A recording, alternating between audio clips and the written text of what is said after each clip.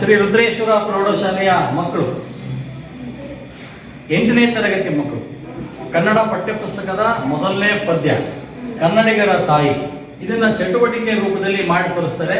ಒಂದು ನೃತ್ಯ ರೂಪಕ, ಸಾಮೂಹಿಕ ನೃತ್ಯ ರೂಪಕವನ್ನು ನಾವೀಗ ನೋಡೋಣ.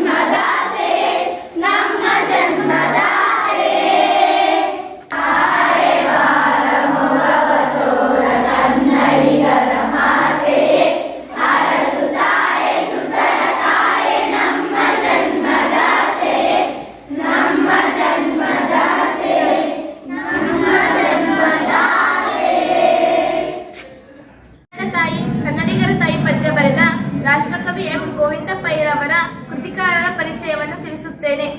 ಕೃತಿಕಾರರ ಪರಿಚಯ. ರಾಷ್ಟ್ರಕವಿ ಎಂ ಗೋವಿಂದ ಪೈಯವರು ಕಾಸರಗೋಡು ಜಿಲ್ಲೆಯ ಮಂಜೇಶ್ವರದಲ್ಲಿ 23/3/1883ರಲ್ಲಿ ಜನಿಸಿದರು.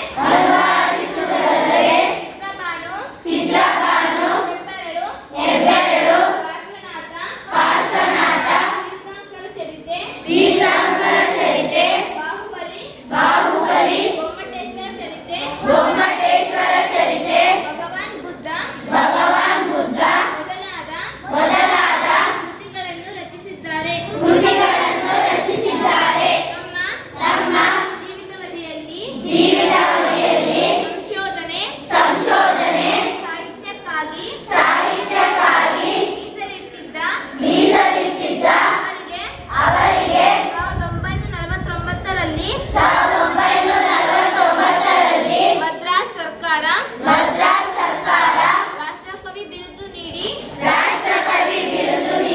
ಗೌರವಿಸಿದೆ. ಇವರು ಕನ್ನಡದ ಮೊದಲ ರಾಷ್ಟ್ರಕವಿ ಹೆಗ್ಗಳಿಕೆಗೆ ಪಾತ್ರರಾದವರು. ಹೊಗಳಿಕೆ ಮತ್ತು ಪ್ರಚಾರಕ್ಕೆ ಹಾತೊರೆಯದ ಇವರು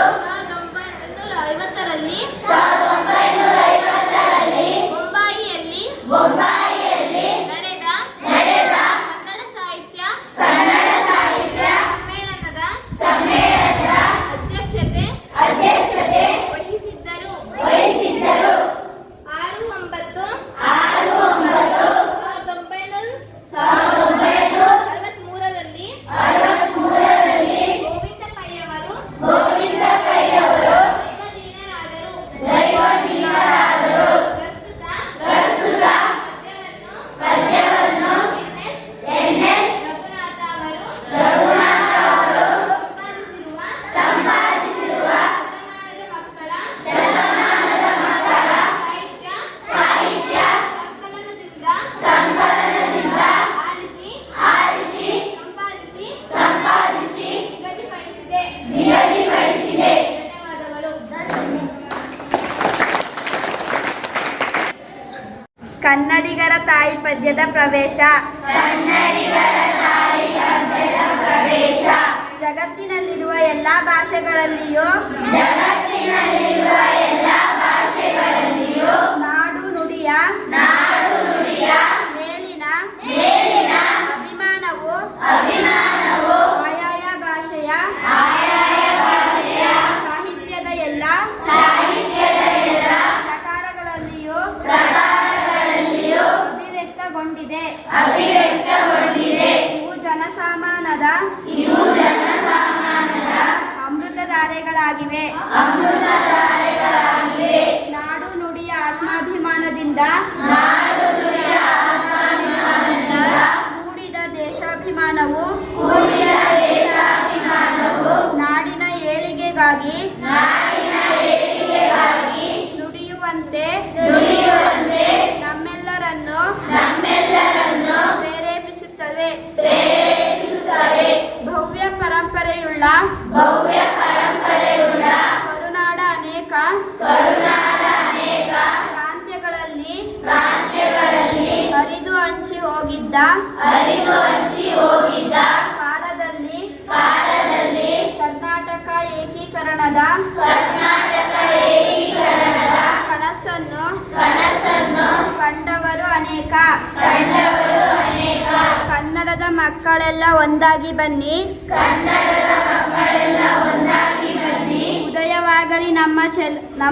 ಉದಯವಾಗಲಿ ಚೆಲುವು ಕನ್ನಡ ನಾಡು. ಬಾರಿಸು ಕನ್ನಡ ಡಿಂಡಿಮವ. ಹಚ್ಚೇವು ಕನ್ನಡದ ದೀಪ. ಎಂದೆಲ್ಲ ಅನೇಕರು ನಾಡು ನುಡಿಯ ಶ್ರೇಷ್ಠತೆ ಪವಿತ್ರತೆಯನ್ನು ಸಾರುವ ಮೂಲಕ ನವೋದಯ ಸಾಹಿತ್ಯಕ್ಕೆ ನಾಂದಿ ಹಾಡಿದರು. ಜೊತೆಗೆ ಕನ್ನಡಿಗರನ್ನು ಒಗ್ಗೂಡಿಸುವ ಕಾರ್ಯದಲ್ಲಿ ತೊಡಗಿದರು. ಈ ನಿಟ್ಟಿನಲ್ಲಿ ಮೂಡಿಬಂದ ಕವನಗಳಲ್ಲಿ ಇದು ಒಂದಾಗಿದೆ. ಧನ್ಯವಾದಗಳು. ತಾಯಿ ಪದ್ಯದ ಆಶಯ. ಇದು ಕರ್ನಾಟಕ ಏಕೀಕರಣದ ಪೂರ್ವದಲ್ಲಿ ಕನ್ನಡ ತಾಯಿಯನ್ನು ಸ್ತುತಿಸಿ ಬರೆದ ಕವನ. ಕನ್ನಡ ತಾಯಿ ತನ್ನ ಮುಖವನ್ನು ತೋರುವ ಮೂಲಕ ಕನ್ನಡದ ಮಕ್ಕಳನ್ನು ಒಂದಾಗಿಸಬೇಕು.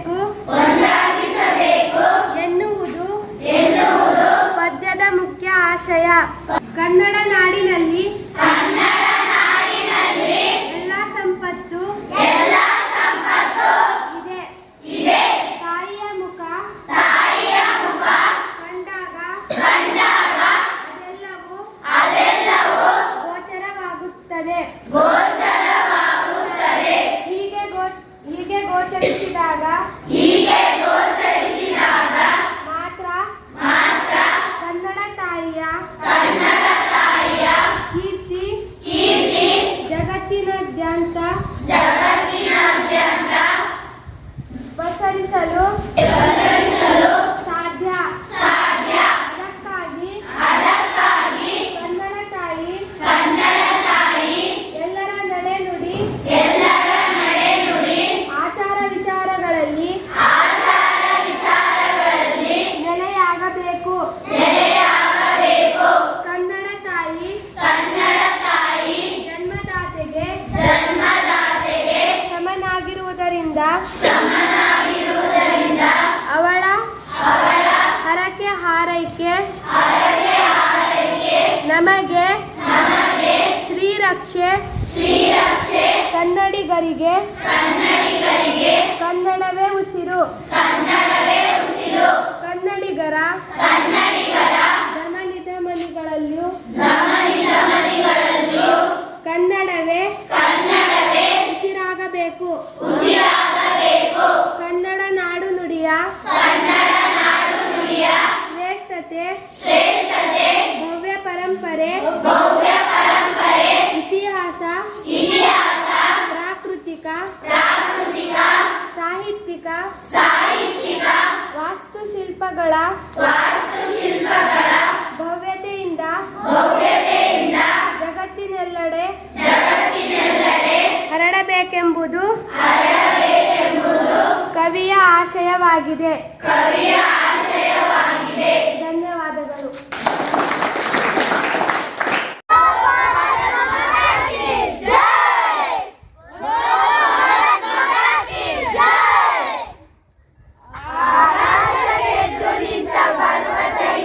ಭಾರತೀಯತೆ ಪದ್ಯದ ಚಟುವಟಿಕೆ ನೃತ್ಯ ರೂಪಕ.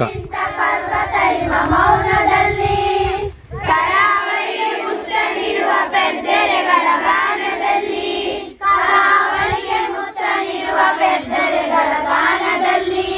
ಬಯಲ ತುಂಬ ಹಸಿರ ದೀಪ ಹಚ್ಚಿ ಹರಿವ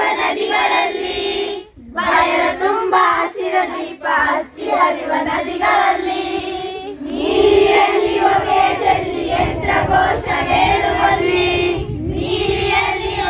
ಚೆಲ್ಲಿ ಯಂತ್ರಘೋಷ ಹೇಳುವಲ್ಲಿ ಕಣ್ಣು ಬೇರೆ ನೋಟವೊಂದು ನಾವು ಭಾರತೀಯರು ನಾವು ಭಾರತೀಯರು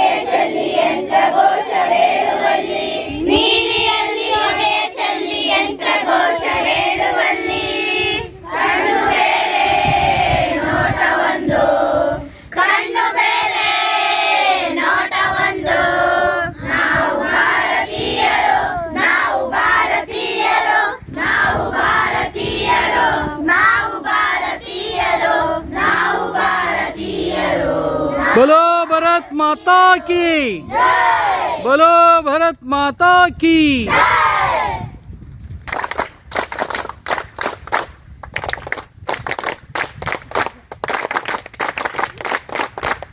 ಭಾರತೀಯತೆ ಪದ್ಯ ಬರೆದ ಕೆ.ಎಸ್. ನರಸಿಂಹಸ್ವಾಮಿಯವರ ಕವಿಕೃತಿ ಪರಿಚಯ. ಆಧುನಿಕ ಕಾವ್ಯ ಸಂದರ್ಭದ ಪ್ರಮುಖ ಕವಿಗಳಲ್ಲಿ ಒಬ್ಬರಾದ